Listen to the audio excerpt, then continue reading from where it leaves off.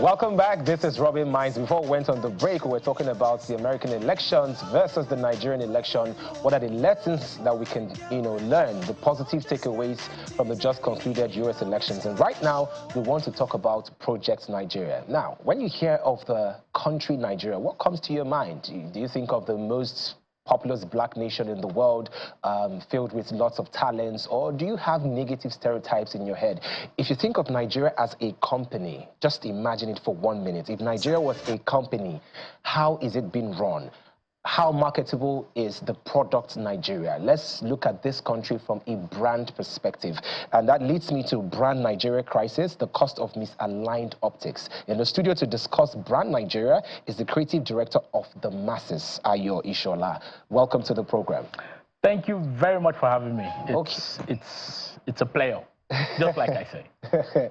I like how happy you are, and I like your demeanor. That is how Nigeria should be reflected. Yes, but there's a bit of some anger within. But let's just go, because this topic is really particular to me, because you find out that you have a lot of people who are putting in the work, the craft, the hours, the shifts. They are spending their blood, sweat, and tears in making sure that their optics, the way people see them, their perception is perfect. However, the major container, the omnibus container that carries, whether we like it or not, no matter how far we want to run away from Nigeria, we are still Nigeria. So if the country isn't looking good, we might be looking good individually, but it will get to some point where we feel that little bit of drawback, and we are like, I only wish. Okay, so let's attack it directly. What are the issues with the brand Nigeria? Okay, so before we even talk about brand, let's look at Nigeria as a product first. And we cannot understand the product Nigeria unless we understand what a product is and how people attack products. Unfortunately, we are in a time where how good your product is or how best your product is does not determine the speed at which or the frequency at which people will go to buy your products. Now we are living in a world where people don't buy product, people buy people. And at the worst case scenario, people buy perception. In short, there is even a saying, it's cliche, you can't judge a book by the cover. So we have a lot of people who spend more money on the cover of their books, because if a cover is what it will take you to buy the book, then I will spend my budget on the cover. So if Nigeria is a product, what is our cover looking like? Unfortunately, if I said we are not looking good, it's an understatement. We are looking super terrible. And we are looking super terrible because in most cases, you find people who, they take their time, to work on the product. But even if the product is not so good or meh, they spend money on the packaging. And because of that, people rush for the product. Now, this is a country, right? We have people that are doing well, from the individualistic level to the MSME level to the SME level to the private sector level to even the let's say the nationalistic, but in quotes, not necessarily the country, because it's painful, right? To the representative level, and this is what I mean. A Davido, for example, a Burna Boy, for example, you rather associate yourself with Burna Boy than associate yourself with Nigeria. And I say that with all form of humility, if you get what I mean. Okay, so not to interrupt you, I need us to sort of attack the issues. So what are those negative factors that has affected our product, that has affected our brand as Nigeria? So is it politics? What exactly are the issues? Let's list it out, and then let's see if we can prefer solutions in terms of rebranding. What can we do better? So let's start with the negative factors. I wouldn't want us to say rebranding, because if I say rebranding, it's almost like I'm just creating another opportunity for one big man somewhere to chop money. Okay. And they do it every time. Painting our passport from green to yellow will not change how terrible I feel when I'm at another country's border and the immigration tells me to bring it out. The color won't do anything. And rebranding as a word has been so overused that it has now lost the respect that it deserves. So, for example, let's just look at how very diverse and how misaligned who we say we are and what the people see us as, or who people see. how it's like. For example, we are the giant of Africa, right? We call ourselves the giant of Africa. I don't have to say what we look like right now. So a Davido can be seen as someone like me can even be seen as a bigger giant than Nigeria. And I'm saying that with all form of humility, of course. We say we are bold. How do we feel when they tell us to bring out our passport? We say we are happy to go home. When we are outside the country and it's time to go home, we are very excited. But when you get to the first point where you are welcomed, the airport, how do you feel? Nigeria is filled with happy people and everything like that. When you check online, just Google Nigeria. Will you see anything that looks like happiness? Right? And when you look at Nigerians, you see a lot of individuals leading outside this world, and even, outside this country, and even within the country. But when you look at the country itself, what is the picture of leadership? I don't know if you get what I mean. Then even in the business, sphere, the MSMEs, the SMEs, you see how somebody is, in short, you are Hero Daniels, right? What's your native name? Hero Ifeanyi Chukwu. Okay, Daniel. so let me give you two headlines, and then you can pitch it side by side. Hero Ifeanyi Chukwu Daniels. His palm wine business now becomes a $1 million business in Singapore. That's one headline. Another headline, Hero Daniels Ifeanyi Chukwu. His palm wine business becomes a $1 million business somewhere in Nigeria. The picture of one is finer than the other. Once he's in Singapore, you become, pun intended, a hero. But in Nigeria, somebody will just be like, this guy don't sabi person. I don't know if you get what I mean. Yeah. Okay, so you are talking about underlying issues such as the governance, like how good governance, issues of corruption, issues of nepotism, because you just mentioned that, if you succeed, they'll say, it's because you know somebody. Issues of transparency. So are those the negative factors that have sort of giving Nigeria its negative image? Because I really want us to now get to the solution. Amazing. I wouldn't want us to beat corruption with the worst stick ever, because that is not really the problem. So what is really the problem? There are people who are doing not as good as us, but they are positioning themselves well. There are countries, even the whole China of this world, the Americans of this world, the Singapores of this world. If you look at their news and you really want to be critical, you will see some levels of corruption that we have here. But they have decided that they want to look good. Let me give you an example. For example, the country wasn't really the best place to be in terms of happiness, in terms of temperature. And when I say temperature, I mean cool or hot. And when someone is hot, is angry, right? So we're not really the coolest, set of people when the national anthem was changed, right? Even though people were really angry, even though it might come with a lot of good intention. Don't get me wrong. I looked at the lyrics. I looked at the wordings. I actually preferred the old one that was brought back than the one that we currently have. But it came with a lot of bad taste, simply because it was just dumped. There was no optics involved. Just imagine, the creative director of the masses, right? Good. Imagine if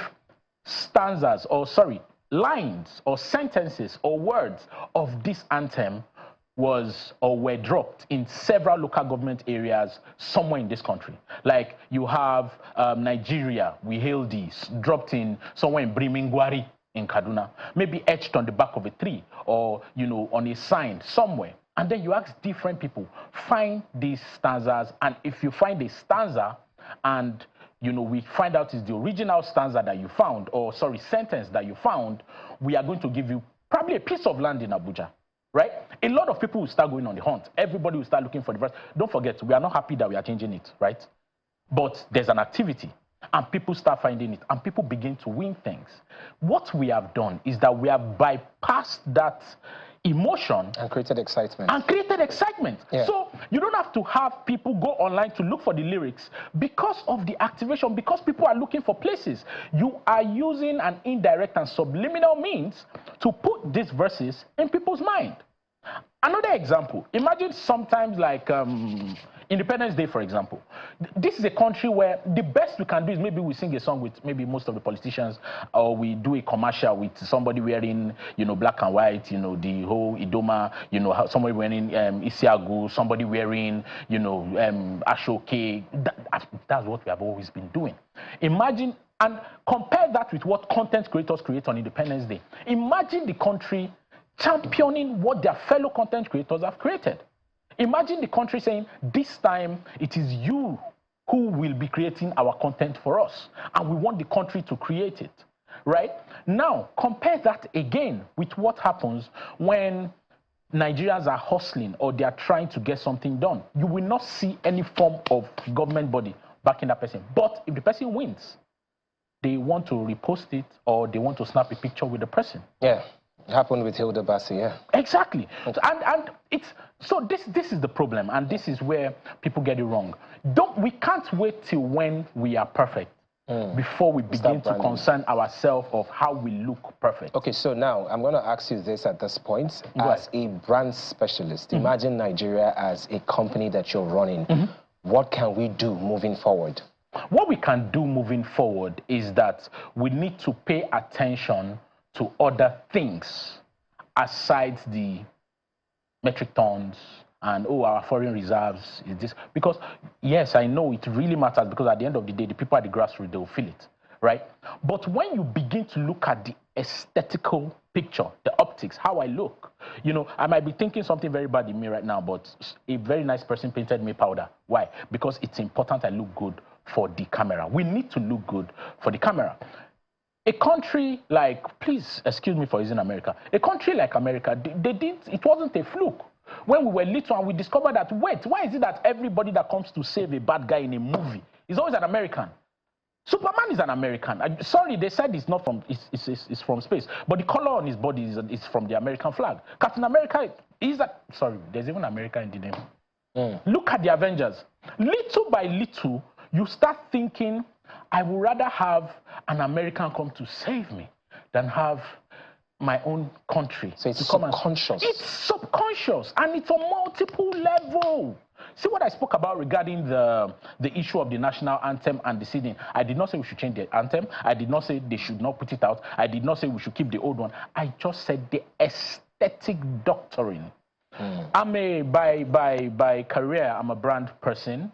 And by intention, I'm a perception designer, because it is important to design what we look like. You cannot fall into the basket of, oh, he's a good guy. You can't fall there. You design it. Now, I can fully understand what you're saying, because that's why everybody's talking about the American elections that was just concluded. Over here, when we're doing the protest, a lot of people were calling out to foreign countries, please come save us. So it has become part of our subconscious to think that the West has it all. Brilliant. Now, do you think the media is also playing a role in this? Because if an American of Nigerian descent achieves something, they are going to call him an American. They won't even mention Nigeria. But if he commits fraud, even if he was born in the U.S., raised in the U.S., they will say Nigerian scammer.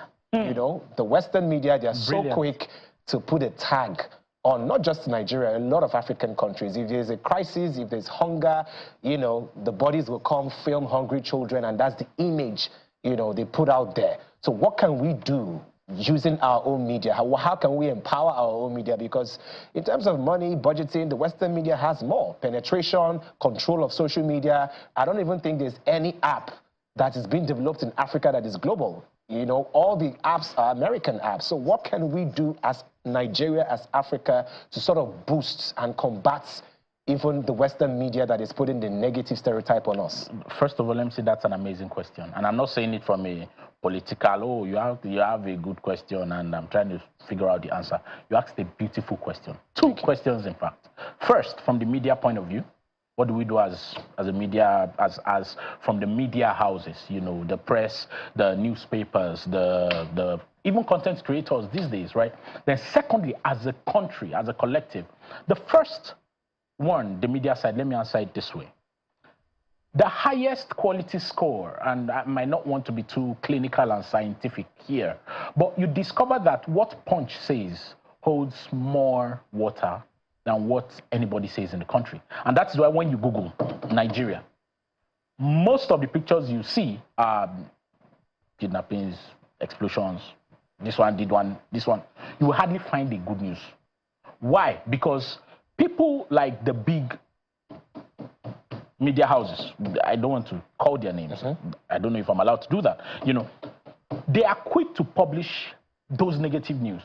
However, I think sometime in January, I was in the UK, right? I went for a program, and then somebody, my in-law's father, was telling me that bad things happen here. There is a neighborhood not too far from here. Terrible things happen there. Trust me, it's dark there. But the news and media dare not let it get out, because it will affect their optics. I'm not saying we should bury things that are happening, please. I'm just saying, if you can't bury the bad, shine light on the good. On the other hand, I know that you'll be like, oh, good news does not make money. I get it, and I think in fact, we are out of time. We barely have 60 seconds left, and I need you to use the 60 seconds wisely.